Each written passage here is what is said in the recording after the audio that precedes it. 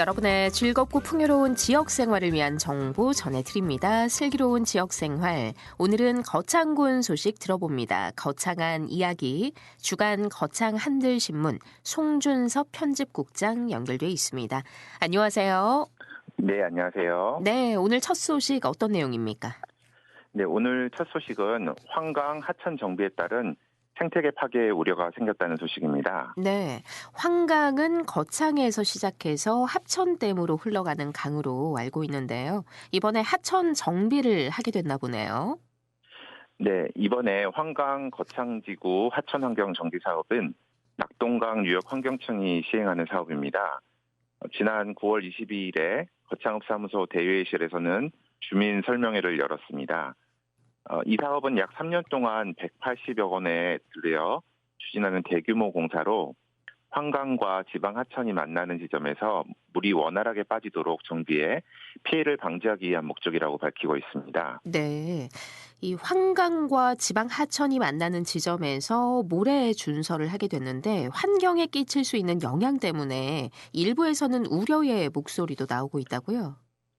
네, 이번 환강 주변 정비 사업 대상이 국가천인 환강과 연결되는 거창 위천, 양항천, 정장천, 대산천 등 지방하천입니다.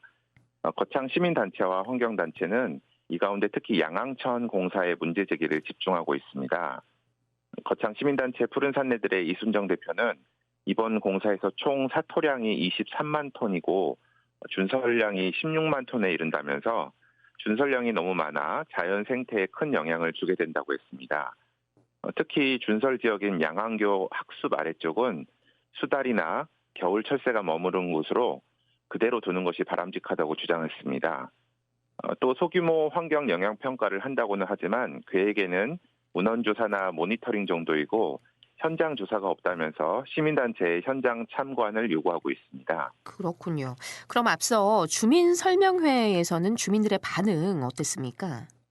네, 이번 주민 설명회는 2023년 1차 설명회가 열린 데 이은 2차 설명회였지만 1차 설명회와 마찬가지로 주민들에게 제대로 알리지 않고 급하게 진행되고 있다는 점에서 비판의 목소리가 나오고 있습니다. 이번 2차 설명회는 낮 2시에 열리는데 당일 아침 9시 무렵에 마을 방송으로 공지했다고 합니다. 특히 주민 설명회 자리에는 현장 소장과 감리 단장만 참여하고 낙동강 유역 환경청에서는 아무도 나오지 않아 공사 명분을 쌓기 위한 설명회였다는 평가입니다.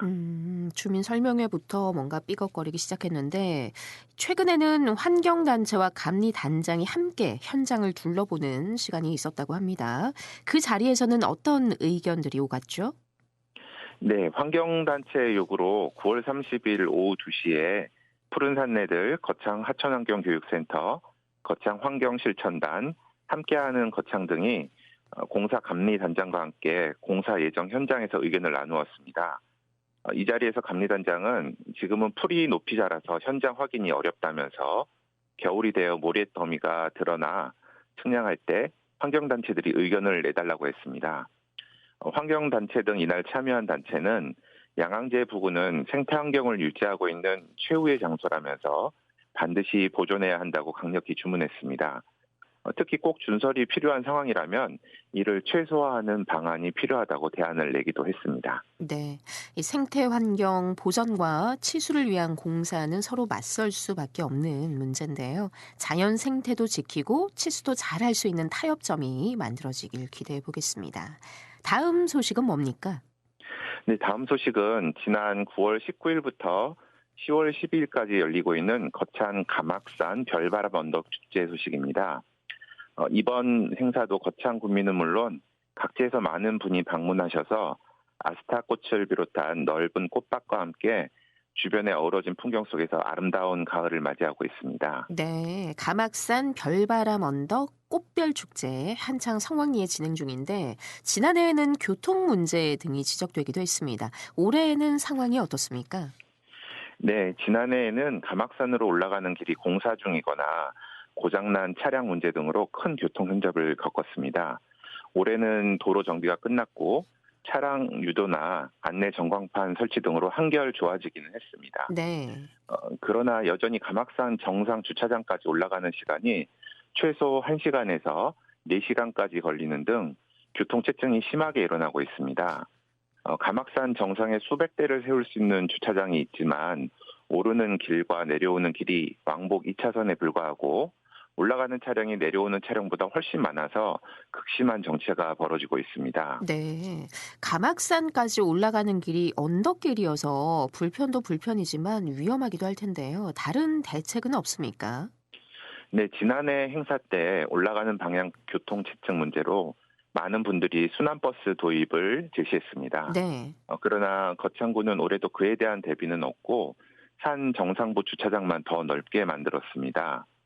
올라가는 길이 밀리는 것이라 주차장을 늘리는 것만으로는 한계가 있습니다. 그래서 제일 현실적인 해결 방법은 순환버스를 운행하는 것입니다. 순환버스를 도입하면 수백 대의 차량이 산에 올라가는 동안에 생기는 차량 정체 문제는 물론이고 환경오염, 안전위험 등 여러 가지 문제를 해결할 수 있습니다. 그렇군요. 실제로 국내는 물론 해외 관광지에서도 순환버스를 도입해서 운영하는 곳이 있다고 하더라고요. 네, 그렇습니다. 강원도 횡계에 있는 하늘 목장 같은 곳도 방문객이 많은 곳인데 산 정상부에 자리한 특징 때문에 순환버스를 도입하여 원활하게 방문객을 맞이하고 있습니다. 30분 간격으로 버스가 운행하기 때문에 언제나 올라가는 방향이나 내려가는 방향 차를 탈 수 있다고 합니다.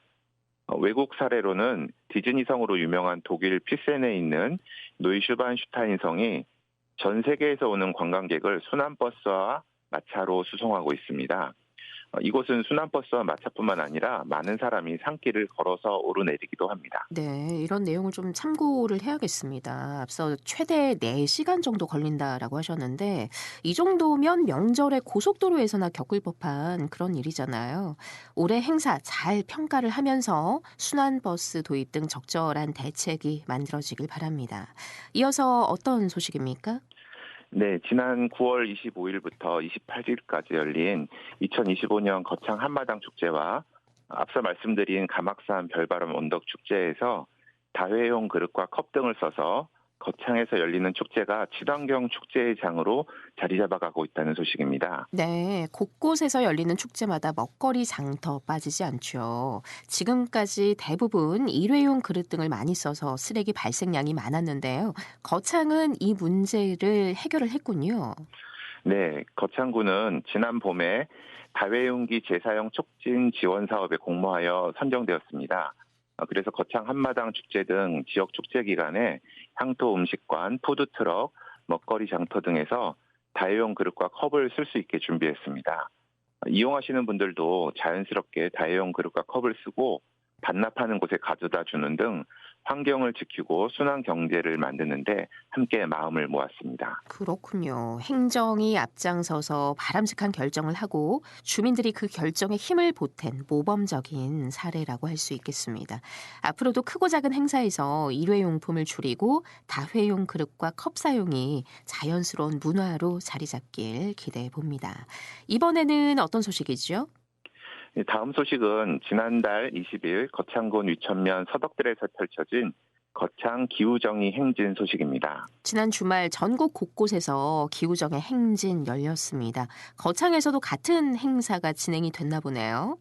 네, 그렇습니다. 기후정의 행진은 2019년 기후위기 비상행동에서 제안하여 시작한 이래 지금까지 이어지고 있습니다.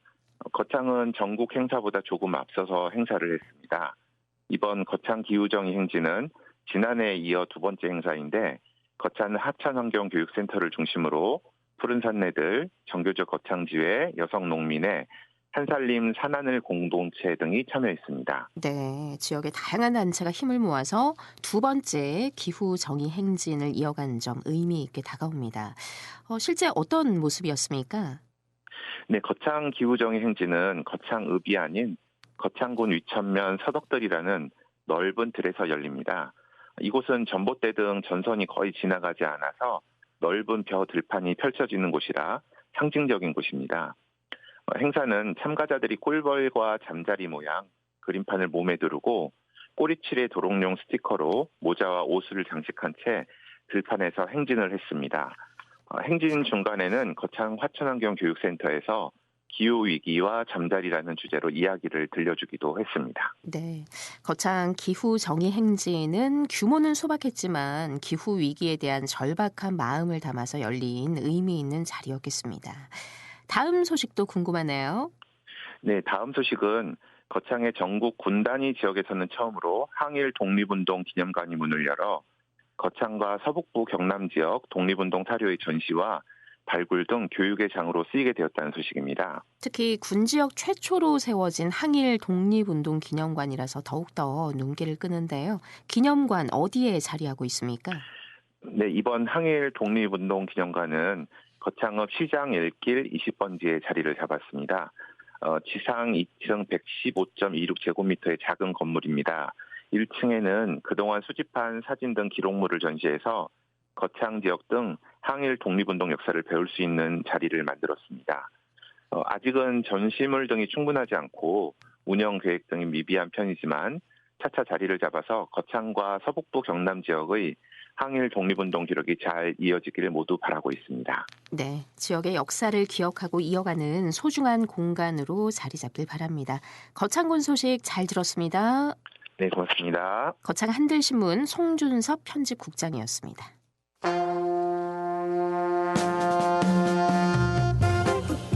KBS 진주 정보 주는 라디오에서는 매일 다양한 정보